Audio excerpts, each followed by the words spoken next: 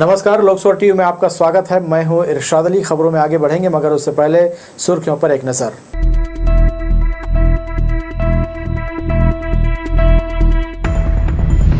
Tractor पलटने से गर्भवती की मौत, 30 महिलाएं घायल, नाराज ग्रामीणों ने किया हंगामा। चाटीडीह इलाके में फैला डायरिया, 22 बीमार अस्पताल में भर्ती। जिला प्रशासन ने स्वास्थ्य विभाग को किया अलर्ट, जांच टीम बनाई। बीजेपी नेता की बिजली के पोल में लटकती मिली लाश, संदिग्ध मौत के मामले की लोरमी पुलिस कर रही जांच। और शिक्षा नीति के पूरे हुए 3 साल, प्रेस कॉन्फ्रेंस में कुलपति चक्रवाल ने कहा, मिल रहे आशातीत परिणाम। ये थी सुर्खियां, खबरें विस्तार से। सरवानी से रोपा लगाने हरदी जा रही महिलाओं से भरी एक ट्रैक्टर लिमतरी गांव के पास अनियंत्रित होकर पलट गई। हादसे के बाद महिलाओं में चीख पुकार मच गई। बताया जा रहा है कि ट्रैक्टर में लगभग 50 महिलाएं सवार थी, जिसमें 30 से ज्यादा महिलाएं घायल हो गईं, जबकि एक गर्भवती की मौत हो गई। किसान इन दिनों खरीफ फसल की तैयारी में लगे हुए हैं। वे अलग अलग पद्धति से खेती करते हैं। हरदी गांव के खेत में रोपा लगाने सरवानी गांव के मजदूरों को ठेका दिया गया है। सुबह सरवानी गांव से हरदी जाने लगभग 50 महिलाएं ट्रैक्टर पर सवार हुई। अभी वे लिमतरी गांव पहुंचे ही थे कि तभी ट्रैक्टर अनियंत्रित होकर पलट गया। हादसे के बाद लोगों में चीख पुकार मच गई। इस घटना में एक गर्भवती महिला की मौत हो गई, जबकि 30 से भी अधिक महिलाएं घायल हो गई। सूचना मिलते ही आसपास के ग्रामीण वहां पहुंचे और घायलों को सिम्स अस्पताल भिजवाया। हादसे में लक्ष्मीबाई केवट की मौत की खबर सुनकर ग्रामीण आक्रोशित हो गए और घटनास्थल पहुंचकर ट्रैक्टर में तोड़फोड़ करने लगे। इसके बाद उन्होंने चक्का जाम कर दिया। चकरभाटा पुलिस मौके पर पहुंची और लोगों को समझाने का प्रयास किया, मगर आक्रोशित ग्रामीण उनकी बात नहीं सुने। धान लगाने हरदी जा रहा था, 7 बजे का घटना है। ट्रैक्टर को पलटा दिया यहाँ। उसके बाद पुलिस आए, 48 लोग था सर, मजदूर लोग, और पलटी हो गया। तो पुलिस वाले आए थे लोग, पहले जेसीबी बुला के लाए। एम्बुलेंस यहाँ 1 घंटा हो गया नहीं आया था। अपने अपने साधन में लेके गए हैं सर मरीज लोग को। धान लगा जाते हैं सर, और पीछे पीछे हमारे भी गाड़ी आती है। हम हाँ बोदरी जाते हैं धान लगाए, और गाड़ी पलटी से वो मतलब वो लड़का तो स्पीड होकर बहुत ही से गाड़ी के खचोड़ा पर सब जगह खुदवात लाए हैं, और गाड़ी बहुत इधर उधर लहराए होकर बाद यहाँ आके पलटे हैं। मैं सरवानी से आतरी से और ना हरदी गला जातरी से धान लगा जे ठेकेदार है, मतलब जो खेत वाला रिसे ओखर अजय ना है भाई। हाँ, ठीक है। किसान के ट्रैक्टर वाले मतलब वो ड्राइवर रिसे और ड्राइवर भाग गए भाई। हादसे के बाद घायलों को अस्पताल पहुंचाने एम्बुलेंस भी सही समय पर नहीं पहुंची, जिससे ग्रामीण आक्रोशित हो उठे और सारा गुस्सा पुलिस के ऊपर उतार दिया। घटना के बाद चकरभाटा पुलिस फरार ट्रैक्टर चालक की तलाश सरगर्मी से कर रही है। लोकसभा टीवी के लिए बिल्हा से धीरेन्द्र मेहता की रिपोर्ट। चकरभाटा थाना क्षेत्र के ग्राम सरवानी से बड़ी संख्या में महिलाएं रोपा लगाने के लिए ट्रैक्टर में सवार होकर ग्राम हरदी के किसान राकेश कौशिक के यहाँ जा रही थी। चालक की लापरवाही के चलते ट्रैक्टर अनियंत्रित होकर पलट गया, जिसमें 25 महिलाओं को गंभीर चोटें आई, जबकि सरवानी निवासी लक्ष्मीबाई केवट की मौत हो गई। सभी घायलों का इलाज सिम्स में चल रहा है। स्थानीय नेता राजेंद्र शुक्ला ने सिम्स पहुँचकर पीड़ितों का हालचाल जाना। हमन 8 दिन घर ले अपन तो अब घूम कैसे पलटे कत धल में बतावा बेटा, सब जितना तितकल चोट लगे। आधा जन ज़्यादा घायल। हम हरदी जात रहे सरवानी में धान लगाए जाने, और उमा के ना वही 10 जन सही नहीं लगे है, तो पूरा सब आदमी ला 40 आदमी सही ला लगे है जाने, घायल है वह। माने 11 आदमी घायल है, 1 आदमी खत्म हो गए हैं। अमेरी फाटक के पास रेलवे ट्रैक पर मिली 25 वर्षीय युवती की पहचान सिविल लाइन पुलिस ने कर ली है। मृतका पल्लवी नायक बैकुंठपुर की रहने वाली है, जो कि शहर में रहकर पढ़ाई कर रही थी। पुलिस के अनुसार मृतका को सेल्फी लेने का शौक था, जो ट्रेन के सामने सेल्फी लेने के दौरान हादसे का कारण हो सकता है। अज्ञात मार्ग के रूप में मीडिया में डाली गई थी।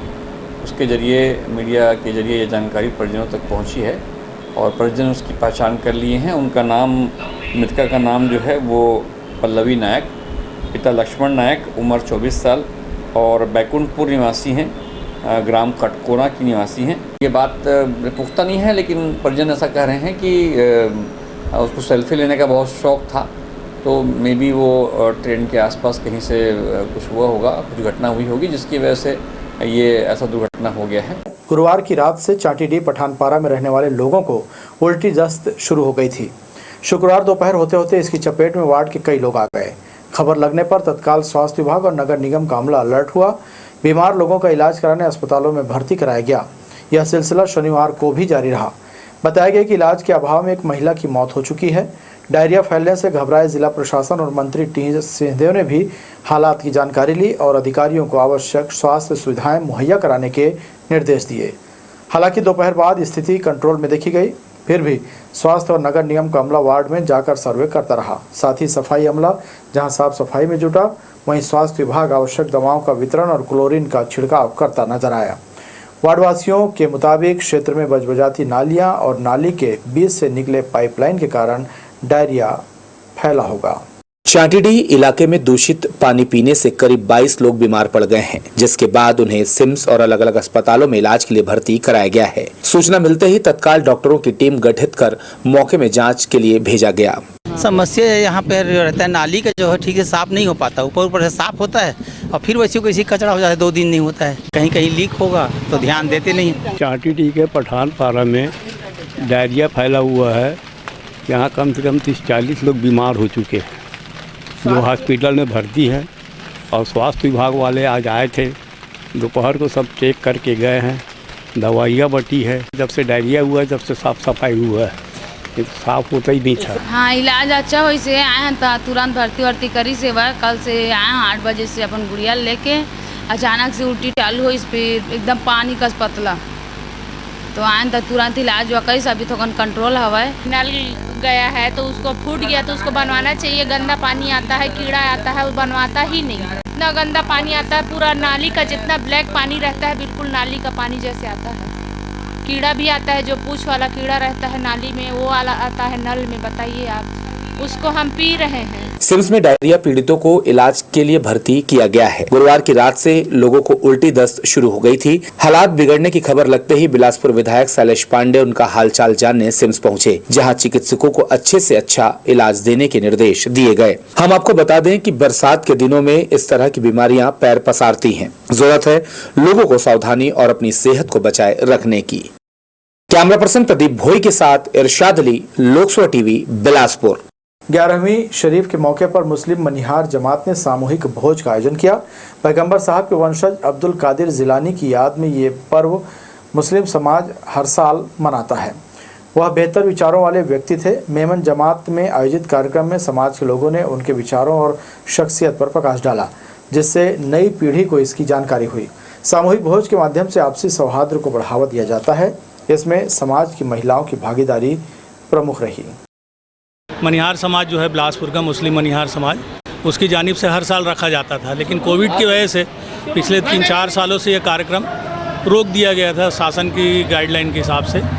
उसको अभी फिर से इसकी शुरुआत की गई है और ये हमारा जो कार्यक्रम है मनिहार समाज की तरफ से, ये समय समय पर कई प्रकार के कार्यक्रम होते हैं। जैसे हाजियों का इस्तकबाल है, इसके बाद का हमारा अगला कार्यक्रम होगा, क्योंकि हाजियों का आने का जो कार्यक्रम है वो शुरू हो गया है आना, उनको करीब 12 तारीख से शुरू हो गया है ना। इसके बाद जैसे बच्चों का ग्रेजुएशन के हिसाब से उनको हौसला अफजाई करने का भी प्रोग्राम रखा जाता है। एजुकेशन में भी वर्क कर रहा हूँ और मोस्टली मेरा टारगेट ये है कि हमारी जमात के जो नौजवान बच्चे हैं, जो आने वाली जनरेशन है, इनको बेहतर प्लेटफॉर्म मिल सके। बस यही एक अपना उद्देश्य है। स्मार्ट सिटी योजना के निर्माण कार्य के दौरान जगमल चौक के पास भूमिगत अमृत मिशन की पाइपलाइन क्षतिग्रस्त हो गई है। इसमें नाली और बरसात का पानी प्रवेश कर रहा है, जिससे संक्रामक बीमारी फैलने का खतरा बना हुआ है। नगर निगम प्रशासन के अधिकारियों को इसकी जानकारी भी है, लेकिन इस ओर कोई ध्यान नहीं दे रहा है। जबकि शहर में डायरिया ने लोगों को अपना शिकार बनाना शुरू कर दिया है। समय रहते पाइपलाइन की मरम्मत नहीं की गई तो एक बड़ी आबादी बीमारी की चपेट में आ सकती है। मुंगेली जिले के लोरमी थाना क्षेत्र में बीजेपी नेता शैलेंद्र जायसवाल की बिजली खंभे से लटकी हुई लाश मिली है। लोरमी के पूर्व एल्डरमैन की खेत में संदिग्ध अवस्था में लाश मिलने से क्षेत्र में सनसनी फैल गई है। मौके पर पुलिस समेत फॉरेंसिक टीम पहुंची, जो मामले की जांच कर रही है। ग्राम कोटवार ने बेल्ट से बंधे और खंभे से लटकते हुए लाश देखी थी और इसकी सूचना तत्काल लोरमी थाने जाकर पुलिस को दी थी। मामले को लेकर लोरमी थाना प्रभारी पांडे का कहना है कि प्रथम दृष्टया यह सुसाइड का केस लग रहा है।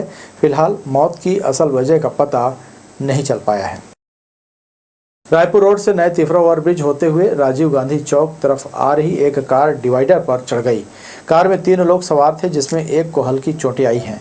गाड़ी जब डिवाइडर पर चढ़ी तो पीछे से आ रही दूसरी कार ने गाड़ी को ठोकर मार दी, जिससे गाड़ी को काफ़ी नुकसान हुआ है। क्रेन की मदद से वाहन को रास्ते से हटाया गया। इस दौरान पुलिस की पेट्रोलिंग टीम भी मौजूद थी। ओवरब्रिज में आए दिन दुर्घटना होते रहते हैं, जिसका कारण डिवाइडर का न दिखना है। पिछले दिनों भी ऐसी ही घटना हो चुकी है। ब्रिज से उतरते समय डिवाइडर नहीं के बराबर दिखाई देता, जिससे हादसे होते रहते हैं। आजकल के इस आधुनिक और विकसित दौर में शिक्षा प्रणाली का बेहतर होना उतना ही जरूरी है जितना जीवन में भोजन का महत्व है, क्योंकि बेहतर शिक्षा प्रणाली ही बच्चों के भविष्य का रास्ता तय करती है। सकरी स्थित द्रोणा बचपन पब्लिक स्कूल में भी अनुभवी शिक्षकों का लाभ बच्चों को मिल रहा है, जिसे देखकर परिजनों में इस स्कूल के प्रति अधिक रुचि दिखाई दे रही है। शिक्षा के क्षेत्र में होते विस्तार के कारण देश में कई ऐसे हाई प्रोफाइल स्कूल हैं जिनकी फीस आसमान को छूती है। ऐसे में कोई सामान्य वर्ग का व्यक्ति अपने बच्चों को पढ़ाई के बारे में सोच भी नहीं सकता। ऐसे में शहर के नजदीक सकरी कोटा मुख्य मार्ग पर स्थित द्रोणा बचपन पब्लिक स्कूल क्षेत्र के लोगों को खूब भा रहा है। यहाँ कम फीस में बच्चों को बेहतर शिक्षा प्रदान की जा रही है। बाकी निजी स्कूलों के अलावा यहाँ फीस भी काफी कम है। इस स्कूल में अनुविभागीय शिक्षकों की टीम छोटे बच्चों से लेकर बड़े बच्चों को बेहतर शिक्षा उपलब्ध करा रही है। इस स्कूल में अनुभवी शिक्षकों की टीम छोटे बच्चों से लेकर बड़े बच्चों को बेहतर शिक्षा उपलब्ध करा रही है। मेरे यहाँ जो शिक्षा है उच्च गुणवत्ता युक्त शिक्षा दी जाती है बच्चों को, और मतलब उनका मेथड जो है वो एक्टिविटी बेस पे उनको हम शिक्षा देते हैं। अदर स्कूलों से हमारे यहाँ बच्चों की फ़ीस बहुत कम है और मिनिमम फ़ीस में ही बच्चों को शिक्षा अधिक से अधिक और अच्छी से अच्छी शिक्षा देने की हम पूरी कोशिश करते हैं। This school is very different from another school. First of all this school structure infrastructure is very good and totally pollution free because of our school is located little bit far from that traffic area, so this is totally pollution free and this is very beneficial for the student. अगर RT में किसी भी बच्चे का चयन नहीं हुआ है तो भी वो निराश ना होकर हमारे स्कूल में आकर एडमिशन ले सकता है, जिसमें सिर्फ 7,000 रुपये सालाना फ़ीस पर वो एडमिशन ले सकता है। तो ये एक फ़ीस स्ट्रक्चर हम लोगों ने रेडी किया है, ये पेरेंट्स के लिए काफ़ी बेनिफिशियल है। जी बिल्कुल।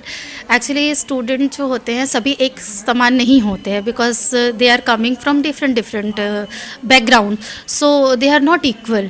सो that's why we are providing remedial classes to them. From the remedial classes they can understand properly their topics and teachers को भी मोटिवेट किया जाता है कि वो वीकर बच्चों को ज़्यादा फोकस करें। हमारा मोटो है कि पढ़े लिखे को पढ़ाना बहुत आसान होता है, जो बच्चा अपने आप में खुद एक्सीलेंट है उस बच्चे को पढ़ाने में उतना आपका टास्क नहीं है, लेकिन जो बच्चा वीक है उसको अगर हम इम्प्रूव कर पाते हैं, that is the task for us. तो हम उस पे एक वर्क करते हैं कि बच्चों को ज़्यादा से ज़्यादा हम आगे लेके जा सकें। हर बच्चे के लिए उसका स्कूल एक तरह से दूसरा घर होता है, क्योंकि जीवन में शिक्षक की भूमिका माता पिता के समान होती है।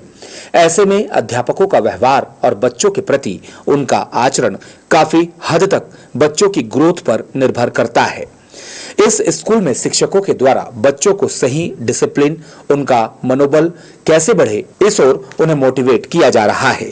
Well equipped computer lab also for learning the students practically, and we are having so many activities also for learning the students practically, means daily based activities are there. Make them understand very clearly and very properly. For understanding them, उनको बहुत अच्छी से मतलब समझाने के लिए, करने के लिए हम उनको प्रैक्टिकली मतलब लेके जाते हैं और प्रैक्टिकली उनको हम एक्सपीरियंस करवाते हैं। जिस एक्टिविटी में या जिस चीज़ में वो ज़्यादा इंटरेस्ट रखते हैं उसके अकॉर्डिंग पढ़ाते हैं, और बच्चों को गेम्स के अकॉर्डिंग या डांस के अकॉर्डिंग या पोएम के थ्रू, मतलब जिससे बच्चे जिस चीज़ में कंफर्टेबल महसूस करें, बच्चों के अकॉर्डिंग कि बच्चे किस चीज़ में कंफर्टेबल महसूस कर रहे हैं, किस चीज़ में ज़्यादा से ज़्यादा सीख सकते हैं बच्चे, उसी के आधार पे हम बच्चों को पढ़ाते हैं। आजकल शिक्षा के क्षेत्र में भी कंपटीशन बहुत बढ़ गया है।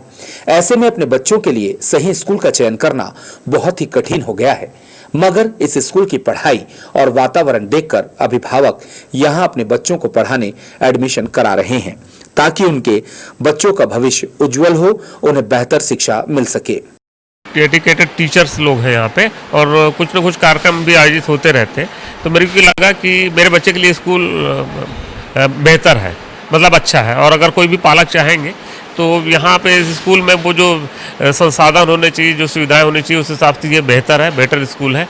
और यहाँ पे अच्छा मतलब शिक्षा के लिए जो है वो अच्छा बेहतर काम हो रहा है। I want to say besides academic, different skills are taught at school that involves sports skills, communication skills, time management and so on. Our school having very good teachers who taught us very well.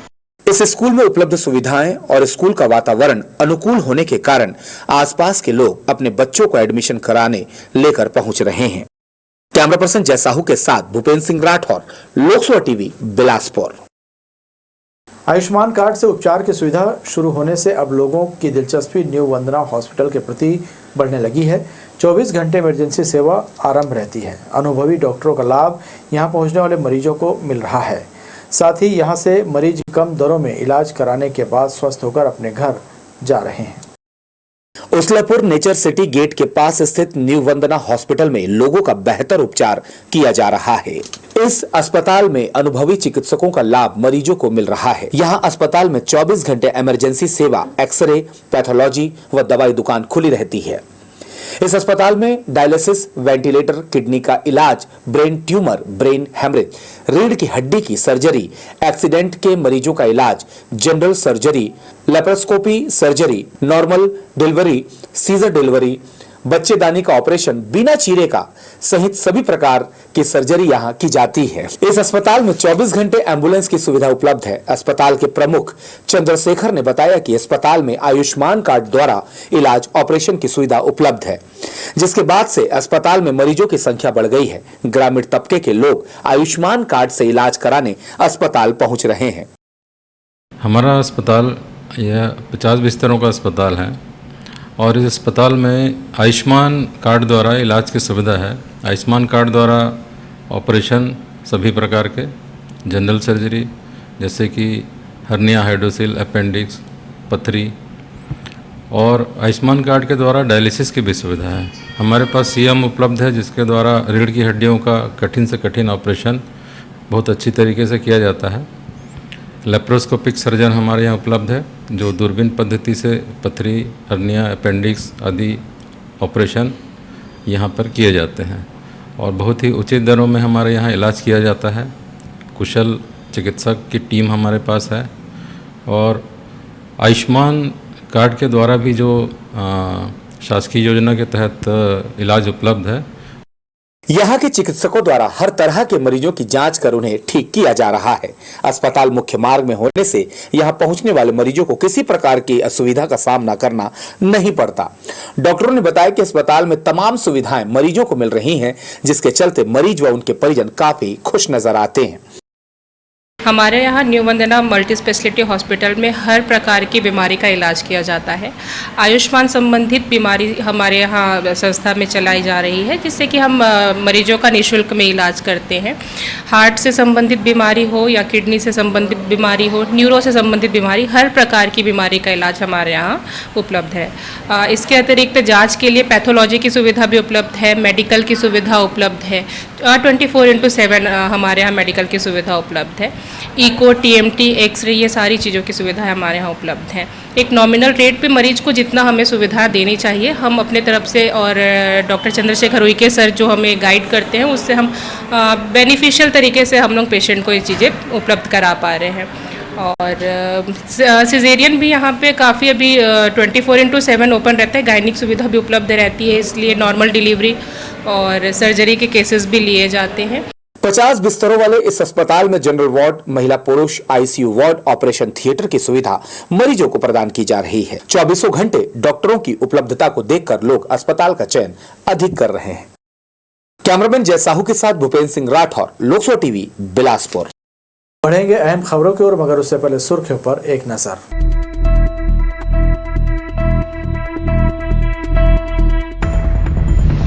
Tractor पलटने से गर्भवती की मौत, 30 महिलाएं घायल, नाराज ग्रामीणों ने किया हंगामा। चाटीडीह इलाके में फैला डायरिया, 22 बीमार अस्पताल में भर्ती, जिला प्रशासन ने स्वास्थ्य विभाग को किया अलर्ट, जांच टीम बनाई। बीजेपी नेता की बिजली के पोल में लटकती मिली लाश, संदिग्ध मौत के मामले की लोरमी पुलिस कर रही जांच। और शिक्षा नीति के पूरे हुए 3 साल, प्रेस कॉन्फ्रेंस में कुलपति चक्रवाल ने कहा, मिल रहे आशातीत परिणाम। देश में नई शिक्षा नीति को 3 साल हुए, इसके क्रियान्वयन को लेकर केंद्रीय विश्वविद्यालय के कुलपति और केंद्रीय विद्यालय के प्राचार्य ने संयुक्त रूप से प्रेस कॉन्फ्रेंस कर कहा, पहले से ज्यादा प्रैक्टिकल और हायर एजुकेशन में विकल्प शिक्षा नीति को नया पद देता है। नई शिक्षा नीति स्कूल से उच्च शिक्षा में लागू हुए 3 साल हुए। इसे लेकर गुरु घासीदास केंद्रीय विश्वविद्यालय की कुलपति प्रोफेसर आलोक चक्रवाल ने कहा, युवा और समाज दोनों को आत्मनिर्भर बनाना और देश की तरक्की में उनका योगदान इस शिक्षा नीति का लक्ष्य है। यह पहले से ज्यादा प्रैक्टिकल है। वे इस विषय पर आयोजित संयुक्त प्रेस कॉन्फ्रेंस में बोल रहे थे। राष्ट्रीय शिक्षा नीति का मुख्य लक्ष्य पृष्ठ संख्या 8 पर दिया गया है, जिसमें यह कहा गया है कि हम वेल राउंडेड ग्रेजुएट्स प्रोड्यूस करेंगे। इसका मतलब ये है कि एक बच्चा जब किसी उच्च शिक्षण संस्थान से अपनी पढ़ाई करके बाहर निकलता है तो वो अपने आप में संपूर्ण होता है, परिपूर्ण होता है। यानी जिस क्षेत्र में भी वो अपनी शिक्षा प्राप्त करता है उस क्षेत्र में वह कार्य करने के लिए स्वतंत्र भी है, और अगर मान लीजिए वो कहीं जाकर नौकरी करना चाहे तो नौकरी भी कर सकता है। और इस तरह यह शिक्षा नीति हमारे युवाओं को और हमारे समाज को आत्मनिर्भर बनाती है। प्रोफेसर चक्रवाल ने कहा, देश के चुनिंदा यूनिवर्सिटी में गुरु घासीदास विश्वविद्यालय शामिल है, जहां शिक्षा नीति पर तेजी से काम किया जा रहा है। इसके प्रारंभिक परिणाम आशातीत हैं। संयुक्त प्रेस कॉन्फ्रेंस में मौजूद केंद्रीय विद्यालय के प्रिंसिपल धीरेन्द्र कुमार झा ने बताया, स्ट्रक्चर में बदलाव प्रमुख है। बच्चे के स्कूल में पहला कदम रखने से लेकर हायर एजुकेशन तक इसमें कई आयाम हैं। विशेष रूप से स्कूल में ही स्किल एजुकेशन और ट्रेनिंग की पहल शिक्षा के क्षेत्र में नवाचार है। स्कूल सिस्टम से बाहर है या कॉलेज सिस्टम में नहीं है, उनको भी हमने कंप्यूटर का स्किल मंत्रालय के तहत एक MOU साइन हुआ और हमने उनको कोर्स करवाए। इस बार 9वीं से 12वीं जो बच्चे पढ़ रहे हैं उनको भी स्किल एजुकेशन कंपल्सन हो गया है 2 तरह से। एक स्किल सब्जेक्ट CBSE ऑफर कर रहा है जो कंपल्सरी है, और दूसरा स्किल ट्रेनिंग स्किल मंत्रालय की ओर से हो रहा है। उसके साथ वो भी केंद्रीय विद्यालय में क्रियान्वित हो रहा है। इस साल हमने 40 बच्चों को 9वीं से 12वीं तक के बच्चों को स्किल सब्जेक्ट में रजिस्टर किया है।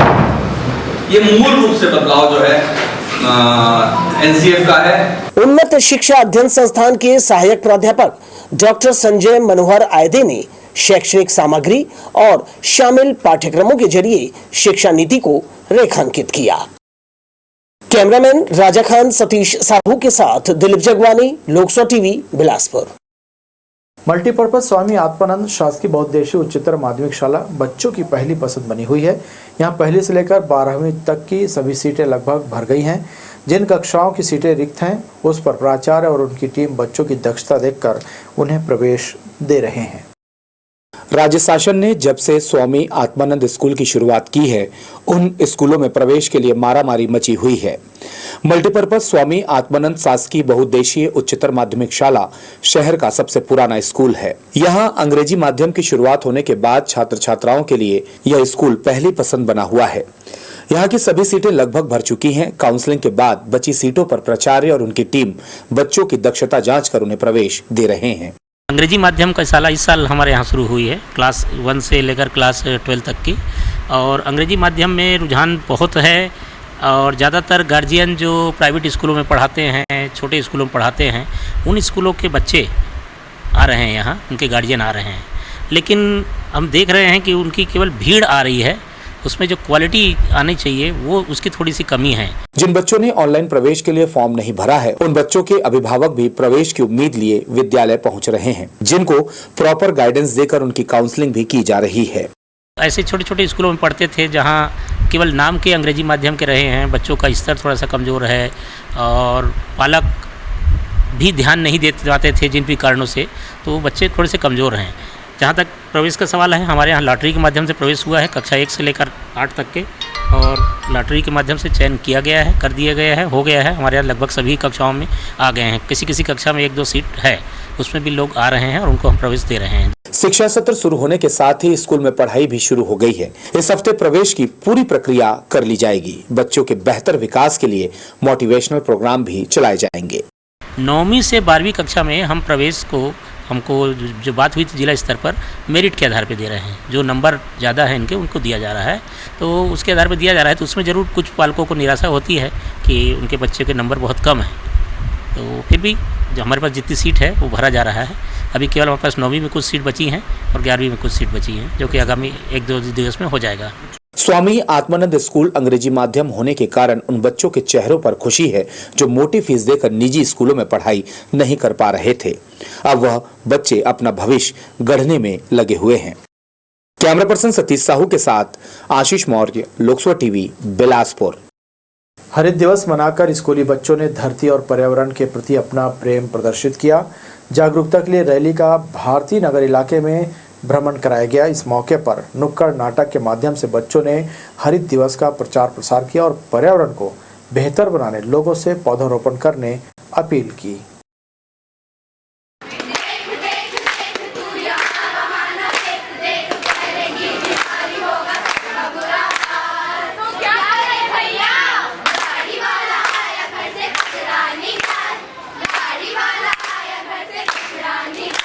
धरती सस्य श्यामला बनी रहे, इसलिए लोगों को प्रेरित करने के लिए नुक्कड़ नाटक के साथ ही रैली का आयोजन प्रतिवर्ष किया जाता है। इस नुक्कड़ नाटक में 9 से लेकर 11 तक के बच्चों ने भाग लिया है। छत्तीसगढ़ प्रदेश तृतीय वर्ग शासकीय कर्मचारी संघ के द्वारा एक बैठक आयोजित की गई। संघ के अध्यक्ष, उपाध्यक्ष और पदाधिकारियों ने बिल्हा खंड शिक्षा अधिकारी रघुवीर सिंह राठौर के विरोध में निंदा प्रस्ताव पारित किया। वहीं पदाधिकारियों का खंड शिक्षा अधिकारी के खिलाफ लेन देन का आरोप भी लगाया। इस मौके पर डॉक्टर चंद्रशेखर यादव, दिलीप कुमार बंजारे, BL बघेल, मुरारी लाल कौशिक, काशीराम सहित प्रधान पाठक मौजूद रहे। 3 आवेदन लेके गया था कि महोदय कि इसमें आप दस्तखत कर दीजिए, हमारे शिक्षकों का इसमें हित हो जाएगा। उन्होंने कहा कि मैं नहीं करूँगा। मैं आधा घंटा तक उनसे आग्रह किया, नहीं किए। किंतु एक फ़ोन आया और फ़ोन में क्या बात हुई मेरे को नहीं मालूम, और 2 लोगों का दस्तखत कर दिए और मेरा नहीं किए। इससे हमारा संघ जो है बहुत नाराज है। आप सुन रहे थे कि हमारे संघ में बहुत आक्रोश है। उनके द्वारा जो जानकारी मांगी गई वो विकास खंड शिक्षा अधिकारी के द्वारा नहीं दिया गया और उसी जानकारी को किसी दूसरे को दे दिया गया। कहने का तात्पर्य ये है कि उसमें लेन देन का मामला है या नहीं है। हम इसके विषय में आने वाले समय में उनका विरोध भी करेंगे, अपनी आवाज़ उचित मन पर उठाएंगे। ये बिना लेन देन वाली बात तो मुझे जानकारी नहीं है, लेकिन बस इतनी ही जानकारी है कि हमारे अध्यक्ष महोदय जो गए थे उनका कार्य नहीं हुआ, वहीं पर किसी अन्य का कार्य हो गया। तो इस तरह का भाई भतीजावाद जो बात आया है तो ये उचित नहीं है, ऐसा नहीं होना चाहिए। पुलिस महानिरीक्षक बद्री नारायण मीणा ने आगामी विधानसभा चुनाव के मद्देनजर VIP मूवमेंट और उनकी सुरक्षा को लेकर रेंज स्तरीय कार्यशाला का आयोजन किया। संभाग के राजपत्रित अधिकारी, रक्षित निरीक्षक, जिला विशेष शाखा प्रभारी और अधिकारियों को सुरक्षा की बारीकियों से अवगत कराया गया। इस दौरान रेंज के 27 अधिकारी उपस्थित रहे, वहीं 53 राजपत्रित अधिकारी वर्चुअल शामिल हुए। अधिकारियों को हेलीपैड सुरक्षा, सर्किट हाउस व्यवस्था, एयरपोर्ट सुरक्षा सहित तमाम बिंदुओं पर विस्तारपूर्वक जानकारी दी गई। निजात अभियान के तहत लोगों को नशे के दुष्प्रभाव के बारे में बताया जा रहा है। तोरवा थाने में अभियान के तहत कार्यक्रम का आयोजन किया गया। रोजी मजदूरी करने वाले ऑटो चालक और नशा करने वालों को थाने बुलाकर उन्हें नशे से होने वाले दुष्परिणामों की जानकारी दी गई। तोरवा ब्रह्मकुमारी केंद्र से आए काउंसलरों ने नशे से दूर रहने और मन को शांत करने, ध्यान करने कहा। शनिवार को तोरवा थाना प्रभारी सुरेंद्र स्वर्णकार की मौजूदगी में नशे से दूर रहने लोगों की काउंसलिंग की गई। नशे की गिरफ्त में आ चुके लोगों को इससे दूर रहने बताया गया। इसके साथ ही इसके दुष्परिणाम और दुष्प्रभाव की जानकारी भी उन्हें दी गई। इस दौरान सभी को नशा न करने संकल्प भी दिलाया गया। मैडम हैं विनीता राव और विकास भैया हैं। इनके द्वारा एक छोटा सा सेशन चलाया गया था। पूर्व में भी इन्होंने एक सेशन लिया था जिसमें जो शराब की लत जिसको लगी हुई है उनको उससे मुक्त कैसे होना है, उससे नुकसान क्या होता है सामाजिक रूप से, पारिवारिक रूप से, उनको बताया गया था। आज उसी का एक फॉलो अप लेने के लिए फिर से उनको यहाँ पर थाने में कैंपस में ही बुलाया गया था और उनसे बात करके कुछ उनमें जो सुधार हुआ है उस संबंध में, और जितने भी हमारे तोरवा क्षेत्र में हैं जिनको लगता है कि नशा नहीं छोड़ पा रहे हैं वो आज शामिल हुए और उन्होंने आज कमिटमेंट अपना एक दिया हुआ है कि आगे भविष्य में कोशिश करें कि इन चीज़ों से दूर रहें। जिले में निजात अभियान के तहत कई कार्यक्रम चलाए जा रहे हैं। इसके सकारात्मक प्रभाव भी देखने को मिले हैं। पुलिस नशे का कारोबार करने वालों के खिलाफ लगातार कार्रवाई कर रही है और उन्हें सलाखों के पीछे भी भेज रही है। वहीं इसकी गिरफ्त में आ चुके लोगों की लगातार काउंसलिंग के साथ ही उन्हें समझाइश दी जा रही है। एक प्रयास है समाज को आगे बढ़ाने के लिए। लोग नशे के क्षेत्र में आगे बढ़ रहे हैं, तो एक है वाइन और एक है डिवाइन। दिव्यता में भी एक नशा है, तो जितना हम खुश रहेंगे, खुशी फैलाएंगे, उतनी जीवन में शक्तियाँ बढ़ेंगी। तो आज सबको सिखाया गया कैसे अपने शरीर को स्वस्थ रखना है। भोजन के माध्यम से अपने शरीर को स्वस्थ बना सकते हैं आप, दवा लेने की आवश्यकता आपको नहीं पड़ेगी। और मेडिटेशन, ध्यान, जो अपने आप में एक बहुत बड़ा विज्ञान है, एक शक्ति है, वो कैसे आपको इस नशे से बाहर निकालेगा, ये चीज़ें आज लोगों को सिखाई गई। आप सबकी दुआओं से सब आगे बढ़े। नशा एक सामाजिक बुराई है और नशा ही नाश का कारण है। तोरवा थाने में आयोजित कार्यक्रम के दौरान यहां आए लोगों को नशा से दूर रहने मार्मिक अपील की गई। वहीं उन्हें समाज की मुख्य धारा से जुड़ने कहा गया। कैमरा पर्सन सतीश साहू के साथ आशीष मौर्य, लोकसभा टीवी, बिलासपुर। बरतौरी के मंगला पासीद में अज्ञात चोरों ने पोल क्षतिग्रस्त करते हुए 1669 मीटर एल्यूमिनियम तार की चोरी कर ली, जिसकी अनुमानित कीमत 96,000 रुपये बताई जा रही है। सूचना मिलते ही बिल्हजई चुम्मन लाल इसकी शिकायत पुलिस से की है। बिल्हा पुलिस ने धारा 379, 427 के तहत मामला दर्ज करते हुए आरोपियों की तलाश में जुट गई है। मानसून द्रोणिका दूर होने के चलते प्रदेश के जिलों में वर्षा नहीं हो रही है, लिहाजा तेज बारिश के लिए अभी और कुछ दिन इंतजार करना पड़ सकता है। हालांकि छत्तीसगढ़ के कुछ जिलों में खंड वर्षा जैसे हालात बने हुए हैं। शुक्रवार की रात शहर में गरज चमक के साथ बौछारें पड़ी और इसके अगले दिन यानी शनिवार की दोपहर ठंडी हवाओं के साथ काले बादल छाए रहे और कुछ देर बाद गरज चमक के साथ बूंदाबांदी भी हुई। इससे लोगों को गर्मी से थोड़ी राहत मिली। और इधर शनिवार की दोपहर मुंगेली जिले में जमकर बारिश हुई। तेज मूसलाधार बारिश के चलते शहर के गली मोहल्ले जलमग्न हो गए। इस बारिश ने नगर पालिका मुंगेली की व्यवस्था की पोल खोल कर रख दी है। नगर में सौंदर्यीकरण के नाम पर करोड़ों रुपए खर्च करने वाली नगर पालिका ने बारिश के पहले बरसाती पानी के निकासी की समुचित व्यवस्था नहीं की। यही कारण है कि थोड़ी सी बारिश से ही बाढ़ जैसी स्थिति बन गई। इसका मुख्य कारण नगर पालिका द्वारा गोल बाजार में 8 महीने पहले बनाई गई नाली की गहराई कम और संकरी होना है। जगह जगह पानी भरने से लोगों को आने जाने में दिक्कतों का सामना करना पड़ा। गोल बाजार जाने वाली मुख्य मार्ग पर करीब 2 फीट पानी भरा रहा। ये थी हमारी लोकसभा टीवी की तमाम खबरें। अगले बुलेटिन में आपसे फिर होगी मुलाकात। तब तक के लिए इरशाद को दीजिए इजाज़त। नमस्कार।